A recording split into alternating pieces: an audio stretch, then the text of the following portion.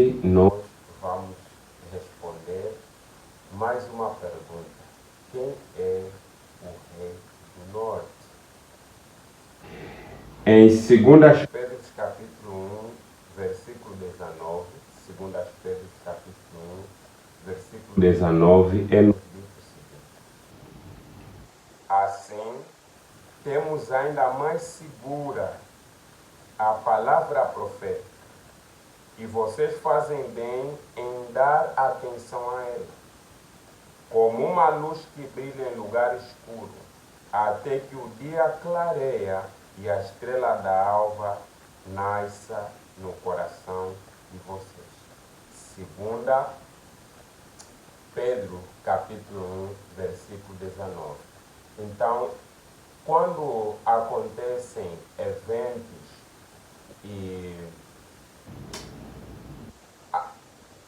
assuntos extraordinários começam a ser discutidos, nós ficamos sem orientação, ficamos sem saber o que dizer por apenas uma razão: deixamos de atentar para a palavra profética. Se não conseguimos vislumbrar, entender o panorama, as causas e os envolvimentos e qual será o fim de todos os acontecimentos, é simplesmente porque nós deixamos a palavra profética. Por quê? Porque onde há palavra profética há luz, e onde há luz há entendimento. Quando você, por exemplo, chega à noite, você deixa de enxergar as coisas. Por que você deixa de enxergar as coisas? Porque não há iluminação. Assim, aqueles que estão ansiosos, apreensiosos quanto ao futuro, têm apenas uma razão: eles não têm a luz do futuro, a luz da profecia. Mas não precisa ser assim continuamente, porque Deus nos deu a firme e segura palavra da profecia. Bom, hoje temos uma pergunta e um estudo muito importante. É o estudo das profecias. Propriamente dito, Daniel 11, sobre a emblemática batalha entre o Rei do Norte e o Rei do Sul. Sabe, nós não vamos discutir a parte teórica. Não estamos aqui para estudar todo o capítulo 11 das profecias de Daniel. Nós estamos aqui para estudar apenas os versos relacionados com o tempo do fim, a partir dos versículos 40 ao 45. Tem se proliferado com o surto do anticristariano, também com ele vem relacionado a interpretação profética literal de que o rei do sul é o Egito, porque era assim antes do tempo do fim, e o rei do norte é a Turquia, porque geograficamente a Turquia encontra-se no território que foi ocupado antigamente pelo rei do norte literal. Então, nós precisamos refletir, precisamos saber como conciliar essa interpretação com o que nos está revelado tanto na lei como no testemunho. Isaías capítulo 8, versículo 20, diz o seguinte: a lei e ao testemunho, se eles não falarem de acordo com essas palavras, é porque não há iluminação neles, tal como o texto de 2 Pedro. Então, nós precisamos, ao estudar as profecias, procurar fazer uma relação com o Apocalipse, com o grande conflito e os eventos finais. A primeira pergunta que nós nos faríamos: será que Ellen White, no grande conflito, nos eventos finais, nos apresenta a Turquia e o Egito como os grandes protagonistas do cenário profético mundial e final, ou são-nos apresentados a besta da terra, a besta do mar, que são os Estados Unidos e o papado, e em luta contra o ateísmo, o bloco soviético, porque é uma coisa simples. Se o rei do norte o rei do norte é o papado e com seu exército, com sua cavalaria pesada, todos os Estados Unidos, que são religiosos, que são cristãos, então automaticamente dentro desse pensamento o inimigo do cristianismo não pode ser o Egito literal, nem muito menos a Turquia, né? Então, precisamos analisar dentro da própria Bíblia e do Espírito de Profecia quem é o rei do norte e quem é o rei do sul. Vamos então fazer algumas análises sobre esse assunto. Bom, primeiramente, precisamos entender que o pastor Uriah Smith, ele foi pastor da Igreja Adventista Sétimo Dia, foi o principal expositor da profecia, não que era a pessoa que tinha uma compreensão mais correta. Tínhamos pessoas que tinham compreensões mais corretas da profecia, mas Uriah Smith, como era o maior detentor da pena, da revista, gostava de escrever, então ele saía a expor muitos assuntos, inclusive temos que reconhecer que existem assuntos em que ele não compreendia muito bem. Temos exemplo, Uriah Smith, na primeira edição do livro Pensamentos e Anotações sobre Daniel e Apocalipse, ele ensinou na primeira edição que o papado não se levantaria. Então, influenciado por isso, ele procurou incluir outra potência dentro dos relatos proféticos, porque ele havia deixado de ver o surgimento do papado no panorama profético mundial. Não somente isso, como também o pastor Uriah Smith, ele interpretava como um dos 10 chifres, não sendo a Alemanha, ele colocava uma outra tribo bárbara que não tinha nada a ver com a profecia, mas o pastor A.T. Johnny tinha uma visão mais acertada, que finalmente também foi adotada pela igreja, até que tem se mostrado e suportado a prova de tempo. Outra pessoa que também tinha interpretações e visões, às vezes diferenciadas da profecia, dos pensamentos adotados pelo pastor Uriah Smith, é o pastor Tiago White, que ele discordou claramente do posicionamento do pastor Uriah Smith. E quem muito também contribuiu para a compreensão profética do sétimo dia foi o pastor John Nevis Andrews. Porém, infelizmente, esses pastores não tiveram muita dedicação nisso, não falaram muito para evitar o conflito, e eles não escreveram um livro completo de Apocalipse, Daniel, mas nós sabemos pela história da nossa igreja que esses pastores tinham uma visão, em muitos dos casos, muito mais correta do que pastor Uriah Smith. Pastor Uriah Smith era bom em mostrar as profecias já cumpridas. Ele não era bom em entender profecias em cumprimento. Os que tinham mais visão para entender as profecias em cumprimento, ou as profecias que não haviam sido esboçadas, estudadas pelo movimento milerita, porque nós conseguimos perceber pelo livro dele, ele pega e segue a tradição apenas do que era já defendido naquela época, e quase todos os mileritas criam nessa visão, né? Então, pastor Tiago White, mas especialmente pastor J. Nevis Andrews e Alonso Trevor Jones, foram os que começaram a revolucionar a visão de interpretação profética milerita para assim lançarem o arcabouço para a visão profética adventista. E dependendo da visão que nós temos da profecia, esse movimento pode ser neutralizado, enfraquecido ou fortalecido e se tornar triunfante. Então, são essas questões que nós precisamos analisar e entender, que ser bom expositor, ser alguém que sempre fala do assunto, não significa que seja alguém que compreenda bem o assunto. E para isso nós precisamos estar disposto a abrir mão, né?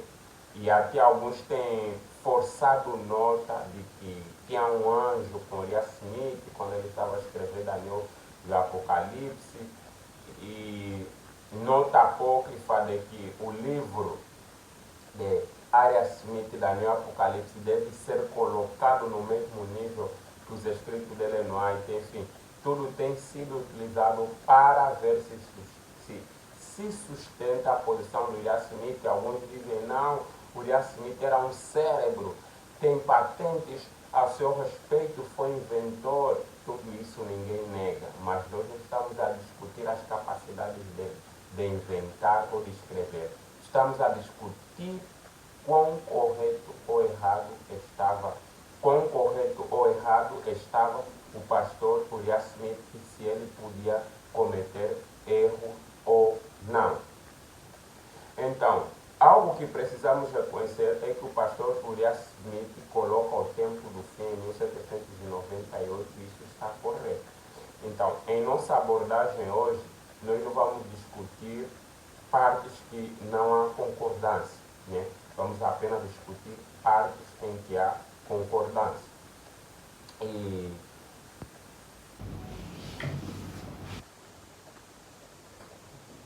agora, primeiro problema que eu vejo na interpretação do pastor Uriah Smith quanto a quem é o rei do norte é que nesse capítulo, na interpretação dele, de Daniel capítulo 11, ele desassocia completamente o livro de Daniel do Apocalipse. Como assim que ele desassocia completamente o livro de Daniel e Apocalipse? Nós, como adventistas do sétimo dia, somos orientados pelo Espírito de profecia a fazer uma relação nas nossas interpretações entre Daniel e o Apocalipse. Por que eu afirmo que o pastor Uriah Smith desassocia?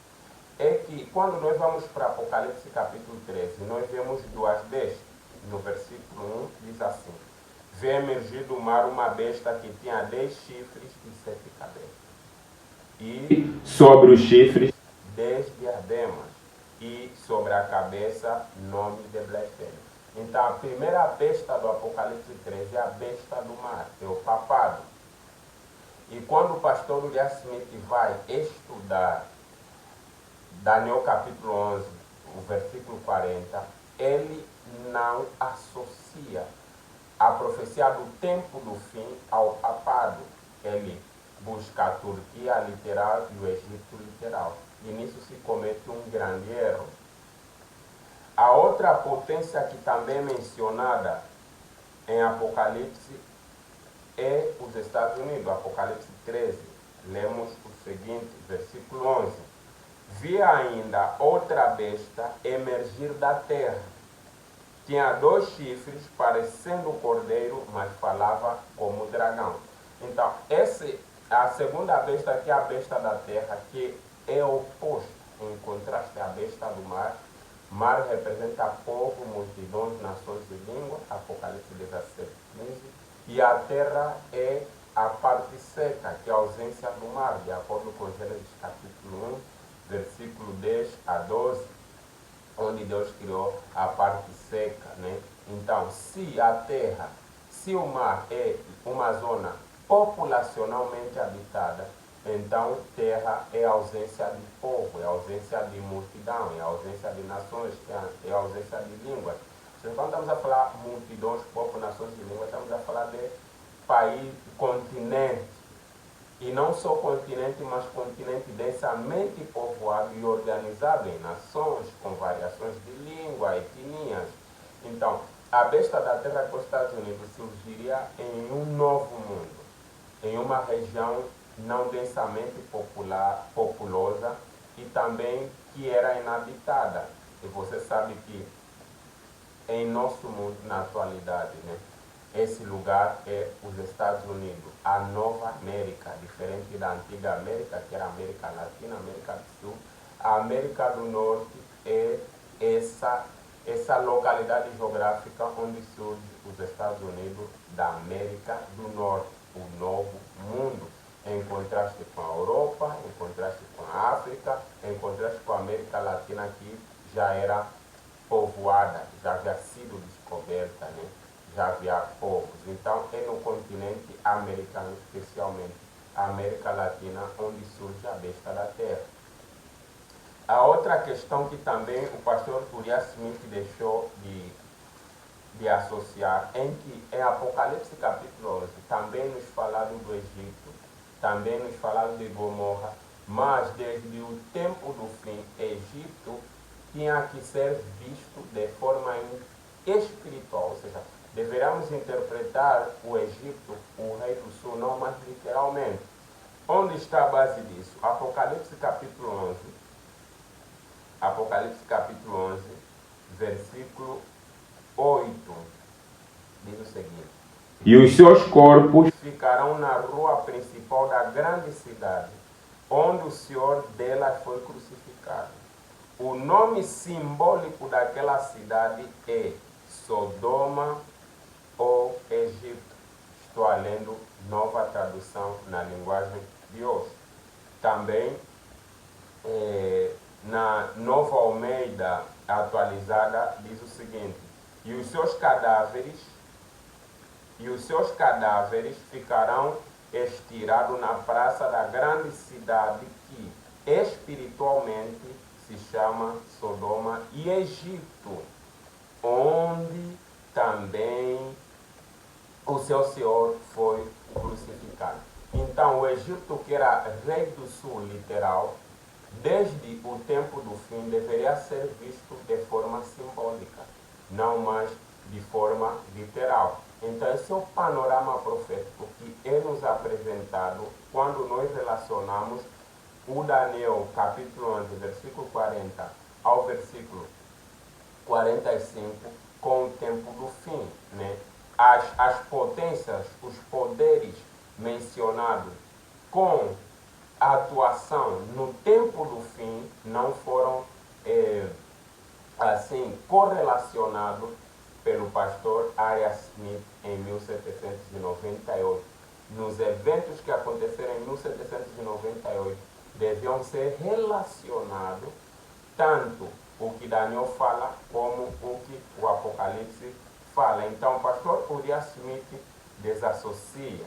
Por exemplo, em Apocalipse 11, versículo 8, o Egito ali representa o ateísmo, todo o poder oposto que se opõe à religião verdadeira e à religião falsa.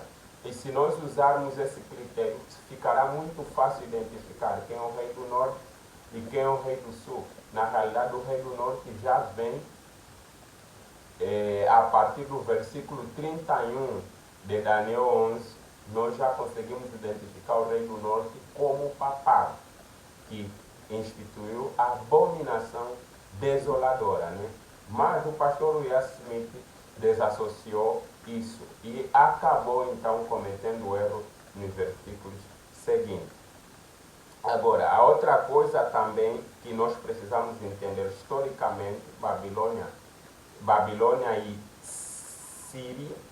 Síria eram impérios que representavam o rei do norte e o Egito era o império literal que representava o rei do sul, né? Então isso nós podemos ver nos primeiros versículos de Daniel 11, onde o rei do norte era o império sírio-babilônico, ou Babilônia ou Síria, e o rei do sul era o Egito.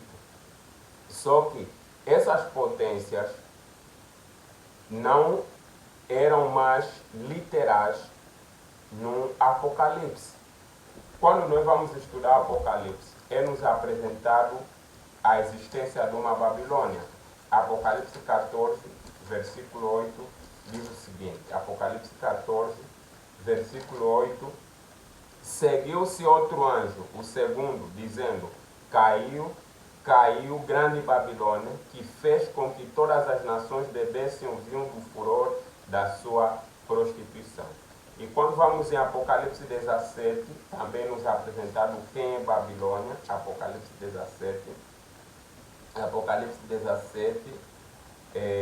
a partir dos versículos 18, Apocalipse 17, 18, diz assim, a mulher que você viu é a grande cidade que domina sobre os reis da terra. Então, essa grande cidade que domina sobre os reis da terra é Babilônia, Babilônia espiritual, que é símbolo do papado no tempo do fim, não mais uma Babilônia literal. E também Apocalipse 18, versículo 2 diz, então exclamou com grande voz, dizendo, caiu grande Babilônia. Ela se tornou morada de demônios, refúgio de toda espécie de espírito imundo e esconderijo de todo tipo de ave imunda e detestável.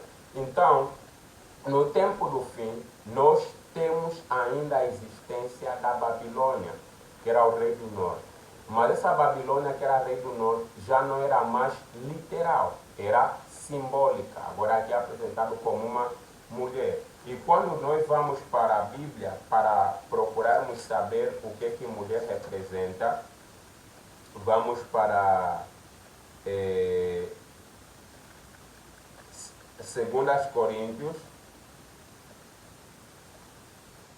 Coríntios capítulo 11, versículo 2, diz o seguinte, tenho um zelo por vocês com um zelo que vem de Deus, pois eu preparei vocês para apresentá-los como virgem pura a um seu esposo, que é Cristo. Então, a mulher pura é o verdadeiro cristianismo e a mulher prostituta é o falso cristianismo, que é Babilônia. Babilônia representa assim o cristianismo apostatado, a prostituta, e Apocalipse 17 representa a Babilônia mãe, que nesse caso é o papado, que também tem filha. Isso nós podemos ler no versículo 5. Na sua testa estava escrito um nome que tem um significado secreto. Apocalipse 17, 5. Na sua testa estava escrito um nome, um mistério. Babilônia, a grande, a mãe das prostitutas e das abominações da terra. Então temos Babilônia mãe, Babilônia filha. E a Babilônia filha e a Babilônia mãe são igrejas que apostataram dentro do cristianismo, não no islamismo, não no budismo, é dentro do cristianismo. É dentro do cristianismo que temos que olhar e entender os eventos e os cenários do tempo do fim, né? Não para o islamismo, não para o Oriente Médio, mas dentro do Ocidente, no Ocidente e na América. Babilônia mãe é o papado e Babilônia filha é as igrejas protestantes caídas, que estão seguindo o mesmo passo em se relacionar e buscar poder político com Donald Trump e aos profetas que querem trazer e unir a religião Estado dentro da América. Então, o pastor Uriah Smith, infelizmente, deixou de ver isso. E outro problema que também o pastor Uriah Smith e os defensores da profecia de Daniel 11, com a visão de interpretação literalista, é que eles interpretam baseado na geografia, né? O método de interpretação adotado por pastor Uriah Smith é o método de interpretação geográfica, literal. Isso é um grande erro, né? Porque nós não devemos interpretar as profecias com bases geográficas, tal como nós já lemos em Daniel, em Apocalipse, capítulo 11, versículo 8, a interpretação profética não deve depender de geografia. Por exemplo, Babilônia hoje existe, mas ela não está lá no Oriente Médio. A Babilônia hoje está no Ocidente. E não só, antigamente o povo de Deus, Israel, era um povo estagnado, que estava apenas concentrado em um local, que era na Palestina. O Oriente Médio se adequava propriamente ao cenário profético geográfico, local. Mas, quando nós estudamos a Bíblia com a visão do Evangelho, Jesus Cristo é verdadeiramente o Israel de Deus.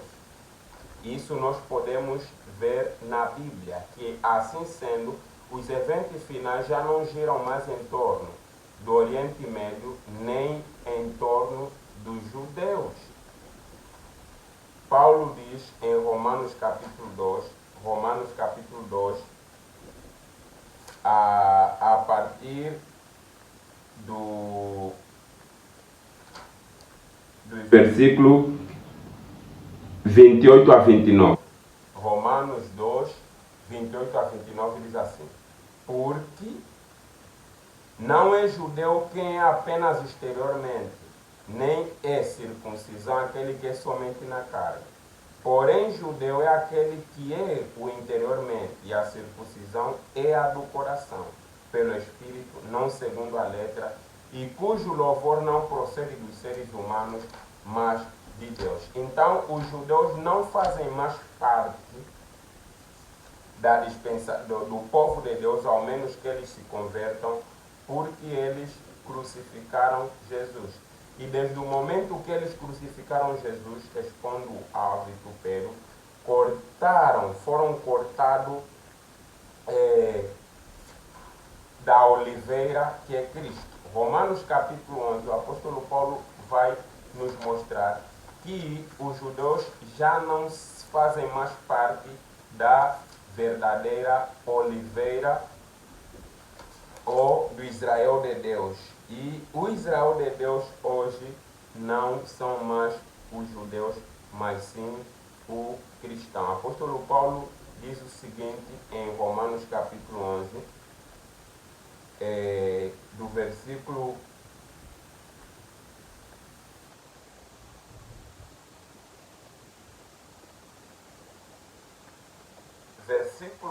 12 ao versículo 17. Ora, se a transgressão dele resultou em riqueza para o mundo, e a diminuição dele resultou em riqueza para o gentio, quanto mais a plenitude deles.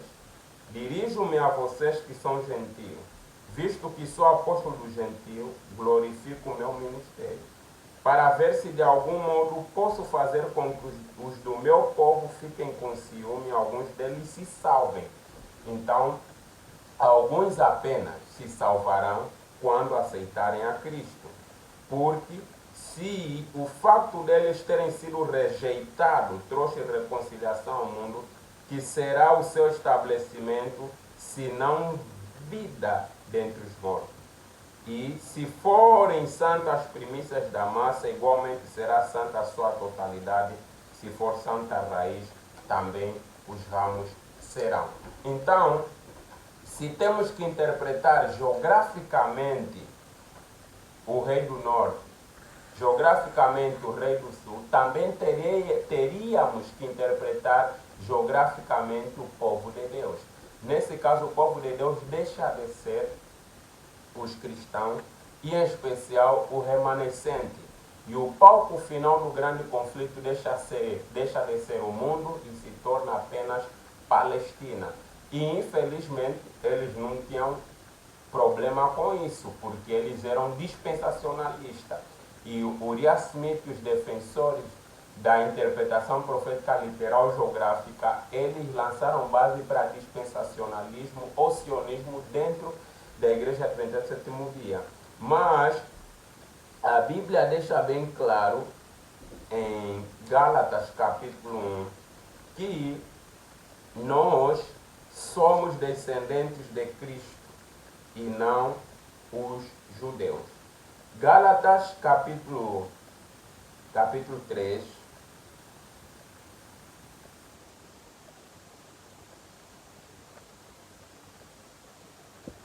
Gálatas, capítulo 3, versículo 29. Gálatas 3, 29 diz assim: E se vocês são de Cristo, são também descendentes de Abraão e herdeiros segundo a promessa. Então, a semente de Abraão é Cristo. É a partir de Cristo que deveria ser contado o verdadeiro Israel. Verdadeiros israelitas não são os judeus que estão na Palestina, mas todos que aceitaram a Cristo. Gálatas capítulo 3, versículo 16 o versículo 19. Ora, as promessas foram feitas a Abraão e ao seu descendente. Não diz e aos descendentes, como falando de muitos, porém como falando de um só, e ao seu descendente, que é Cristo. Então, não deveria ser contado Israel a partir de Isaac, nem a partir de Jacó, mas a partir de Cristo. E todos que recebem a Cristo pela fé são os israelitas. Mas o que os judeus fizeram? Os judeus crucificaram a Jesus, rejeitaram Jesus, e eles disseram: não temos um outro rei senão César. Ao pronunciar essas palavras que não tinham um outro rei senão César, os judeus se colocaram sob a direção de Satanás. João capítulo 8, versículo 44, diz o seguinte: João 8, 44, Jesus afirmou: vocês são do diabo, que é o pai de vocês, e querem satisfazer o desejo dele. Ele foi assassino desde o princípio, jamais se firmou na verdade, porque nele não há verdade. Quando ele profere mentira, fala do que lhe é próprio, porque é mentiroso e pai da mentira. Então os judeus não eram filhos de Deus até que eles andassem e recebessem Cristo como Messias. Mas desde o momento em que os judeus rejeitaram a Cristo, quebraram a aliança, eles se tornaram sob o domínio de Satanás. E os judeus literais nada representam hoje nas profecias bíblicas. Por quê? Porque Deus hoje tem um remanescente. Apocalipse capítulo 12, versículo 17. O dragão ficou irado com a mulher e foi travar guerra com o restante da descendência dela. Ou seja, os que guardam os mandamentos de Deus e têm o testemunho de Jesus. Então, quando nós queremos interpretar o rei do norte com base geográfica, rei do sul com base geográfica, também teremos que interpretar o povo de Deus com base geográfica. Mas nós sabemos pela palavra de Deus que o cristianismo é uma religião mundial. E se Satanás se ira contra a igreja de Deus é mundial. Enquanto que o judaísmo era local, em Mateus capítulo 28, versículo 19, Jesus disse aos seus discípulos: ide por todo o mundo. O cristianismo é uma religião mundial. O ódio dos cristãos apostatados será contra os cristãos fiéis, chamados de remanescentes, que estão espalhados para todo o mundo. Então, o grande conflito já não é mais local na Palestina, no Oriente Médio, porque o rei do norte, porque a Babilônia é mundial, tem ramificações no mundo todo, o catolicismo. Sua filha, que é o protestantismo, está apostatado, também mundial, espalhado por todo o mundo. E visto que o cristianismo é uma religião mundial, nós não devemos estar presos à questão geográfica e nem olharmos para o Oriente Médio, para a Palestina, como se fosse o centro da religião de Deus. A religião de Deus não está relacionada mais com os judeus, porque eles se divorciaram, eles escolheram César. César era romano e César era controlado por Satanás, né? Então os judeus escolheram Satanás como seu guia ao crucificarem Cristo. Então esse é um dos erros também que os pastores, os que defendem a visão da interpretação geográfica literal, devem ponderar, porque eles acabarão sendo dispensacionalistas e estarão assim trazendo o sionismo, ou já trouxeram o sionismo dentro da igreja. Eu seguia um pregador que eu admirava,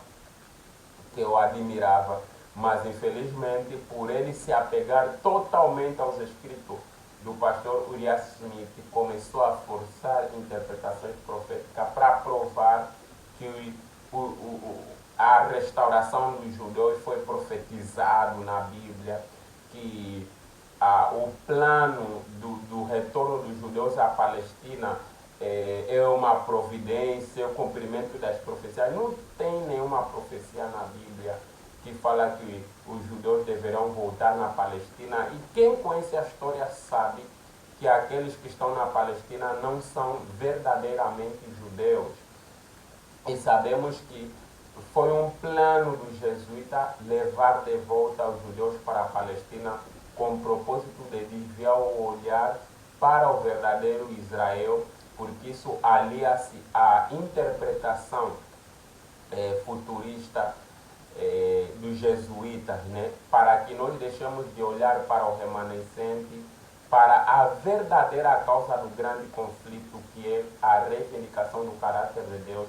E os judeus na Palestina não vão reivindicar o caráter de Deus, eles não creem no santuário, não são remanescentes, então precisa ser considerado e levado a sério essa questão dessas interpretações, né?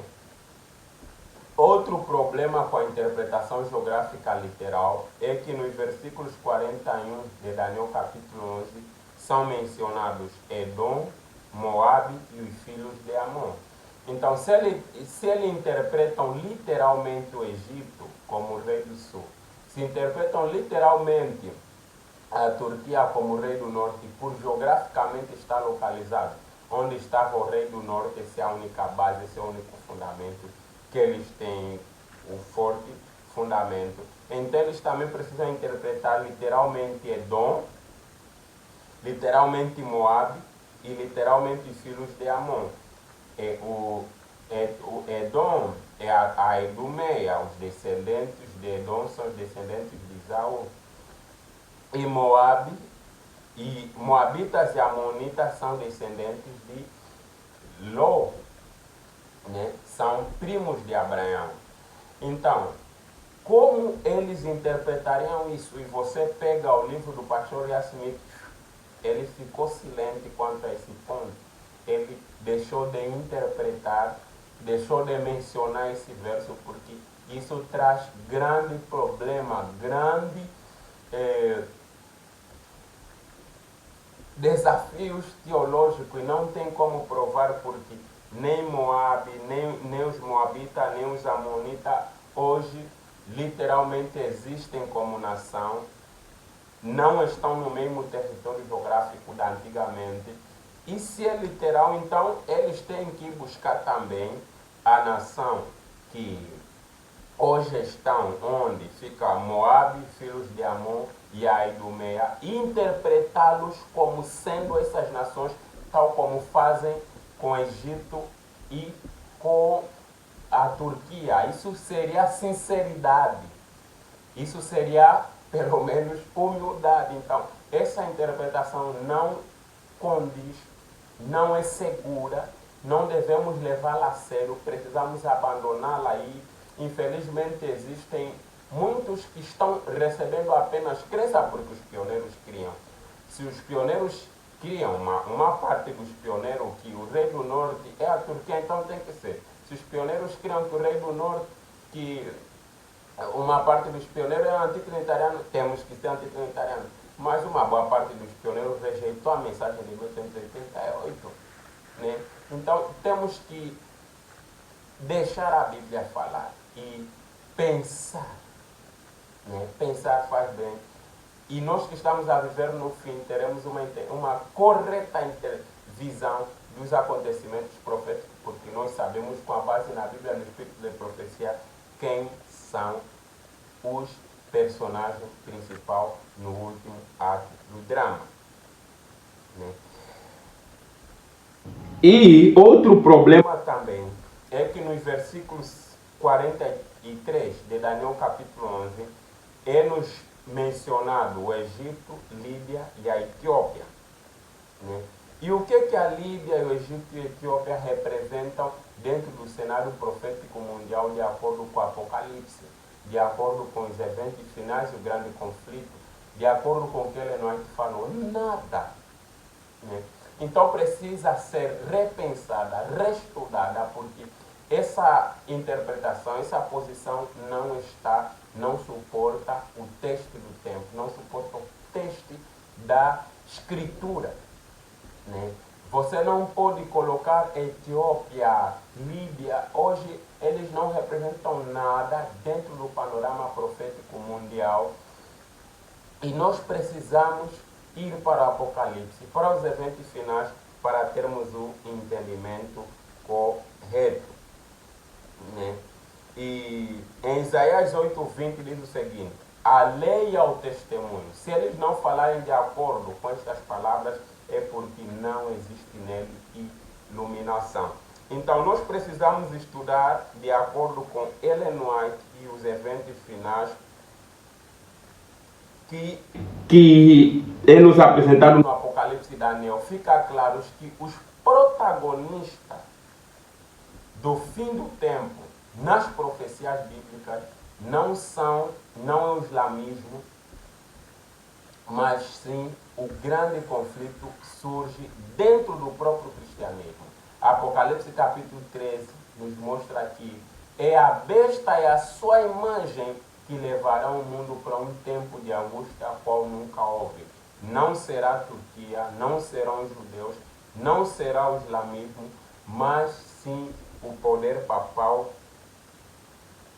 e os Estados Unidos da América do Norte terão a missão de levar o mundo para o Armagedon.